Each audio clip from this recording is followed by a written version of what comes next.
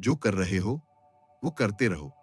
हर सुबह उठकर वही भाग-दौड़, वही जिम्मेदारियां, वही मजबूर मुस्कान, वही अंदर छुपा हुआ दर्द, सब करते रहो।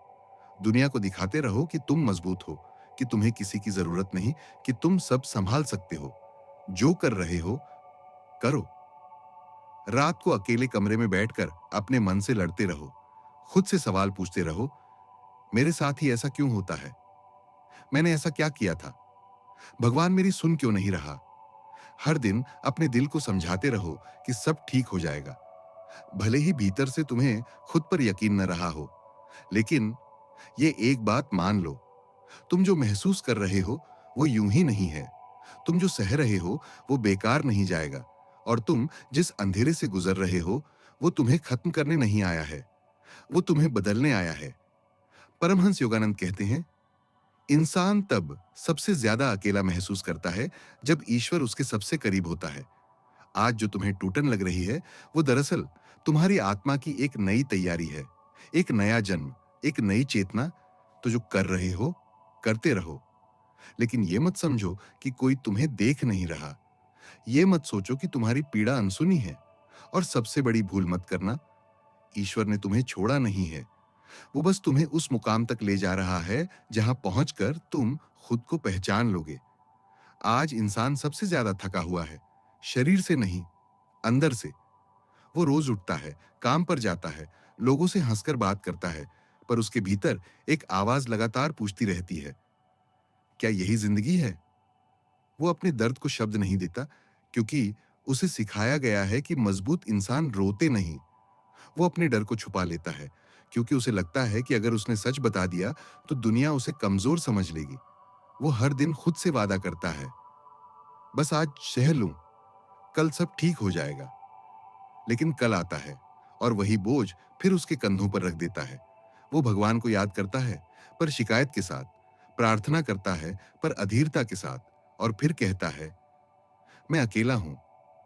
पर सच्चाई ये है कि इंसान अकेला तब महसूस करता है जब वो अपनी आत्मा से दूर चला जाता है। और ये दूरी किसी और ने नहीं बनाया, हमने खुद बनाई है। परमहंस योगानंद कहते हैं, इंसान की सबसे बड़ी भूल ये नहीं है कि वो दुखी हो जाता है। सबसे बड़ी भूल ये है कि वो अपने दुख में ईश्वर को भूल जाता है। जब जीवन तुम्हें तोड़ने लगता है, जब हर रास्ता बंद सा दिखने लगता है, जब अपने भी पराये लगने लगते हैं, तब इंसान सोचता है, अब तो भगवान ने भी साथ छोड़ दिया। लेकिन वही समय होता है जब ईश्वर सबसे ज्यादा पास होता है। योगानंद जी कहते हैं, ईश्वर तुम्हारी परीक्षा नहीं ले रहा, वो तुम्हारी तैयारी कर रहा है। क्योंकि हर आत्मा को एक ऐसे मोड़ से गुजरना पड़ता है जहां अहंकार टूटता है और समर्पण जन्म लेता है। तुम सोचते हो कि तुम्हारी प्रार्थनाएं अनसुनी हैं, पर सच ये है कि हर प्रार्थना सुनी जा रही है, बस हर उत्तर शब्दों में नहीं आता। कभी उत्तर तुम्हारे धैर्य में छुपा होता है, कभी उत्तर तुम्हारी चुप्पी में उतरता है, और कभी उत्तर तुम्हारे आंसुओं के रास्ते तुम्हारी आत्मा को शुद्ध करता है।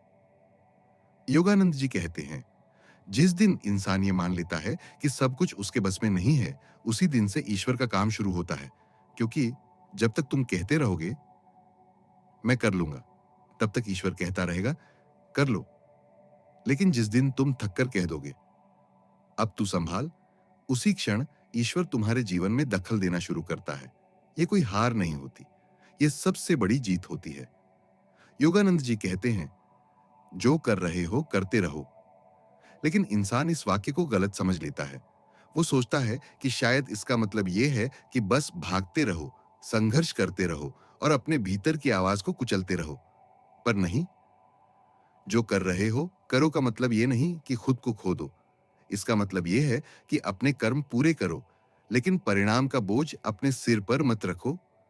इंसान दिन रात फल की चिंता में जलता रहता है।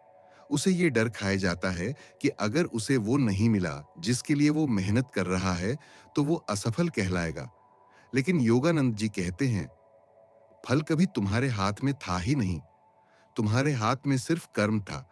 और जब इंसान फल की चिंता छोड़ देता है, तब उसके कर्म शुद्ध हो जाते हैं, तब उसका काम पूजा बन जाता है, तब उसका संघर्ष साधना बन जाता है।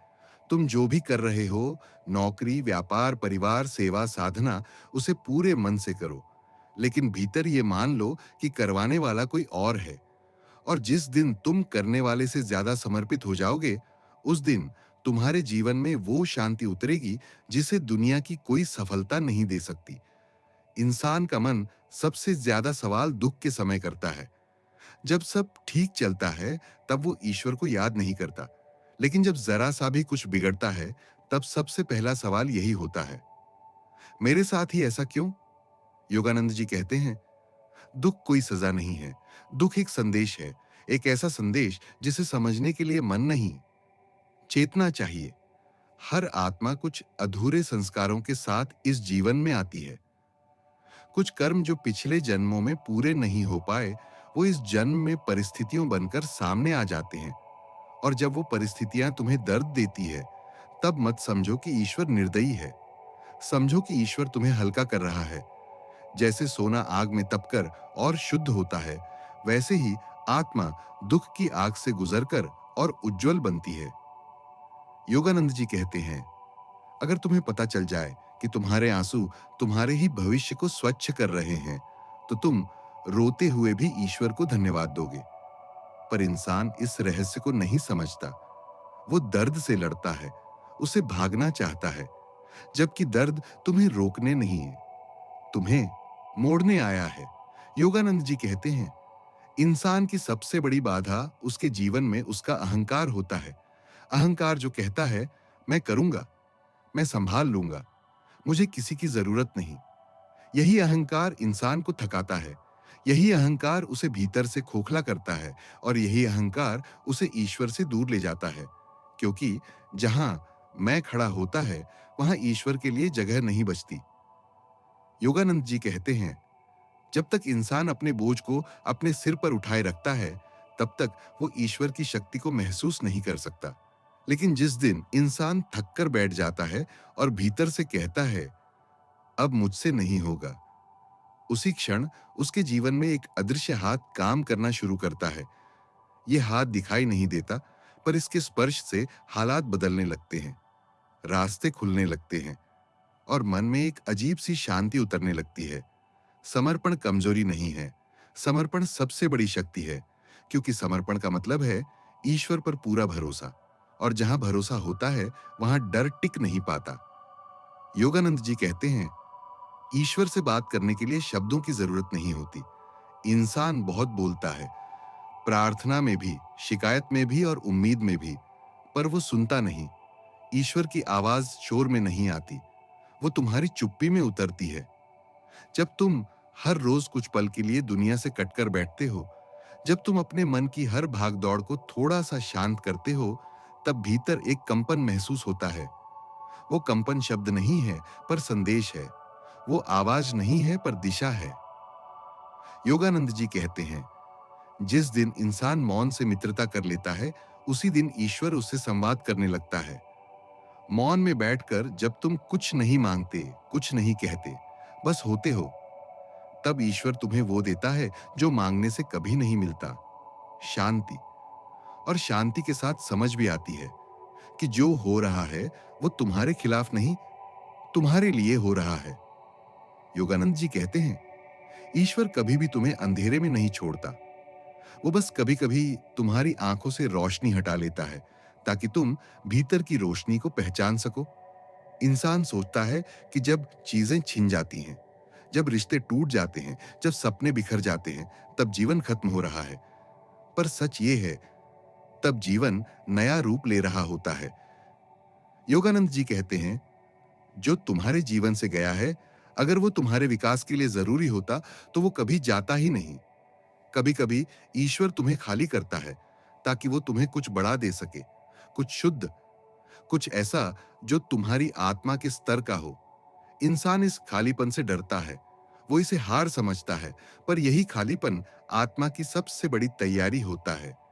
जब तुम ये मान लेते हो कि जो चला गया उसे जाने देना ही ईश्वर की इच्छा है, तब तुम्हारे भीतर एक गहरी स्वीकार्यता जन्म लेती है। और स्वीकार्यता के साथ वो एक बात साफ होने लगती है, ईश्वर कभी गलती नहीं करता। तो जो कर रहे हो, करते रहो।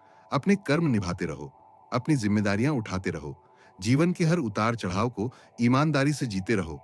गिरो तो उठो, टूटो तो जुड़ो, रो तो भी आगे बढ़ो। लेकिन ये एक बात अपने हृदय में हमेशा के लिए मान लो, तुम जिस रास्ते पर चल रहे हो, वो रास्ता अंधा नहीं है। वो तुम्हें भटका नहीं रहा, वो तुम्हें तैयार कर रहा है। जो तुम्हें आज देर लग रही है, वो दरअसल समय पर हो रहा है। और जो तुम्हें अन्याय लग रहा है, वो कल अनुग्रह बनकर तुम्हारे सामने आएगा। योगानंद जी कहते हैं, जब इंसान ईश्वर पर पूरा भरोसा कर लेता है, तब जीवन संघर्ष नहीं रहता, संवाद बन जाता है। और जिस दिन तुम अपने हर सवाल को ईश्वर के चरणों में रख दोगे, उस दिन तुम्हें हर उत्तर अपने भीतर मिलने लगेगा। तो जो कर रहे हो, करते रहो। लेकिन ये एक बात कभी मत भूलना, ईश्वर तुम्हारे साथ है, हर सांस में, हर आंसू में, हर मौन में। और यही भरोसा तुम्हें वहां पहुंचा देगा जहां तुम्हारी आत्मा शांत हो जाएगी।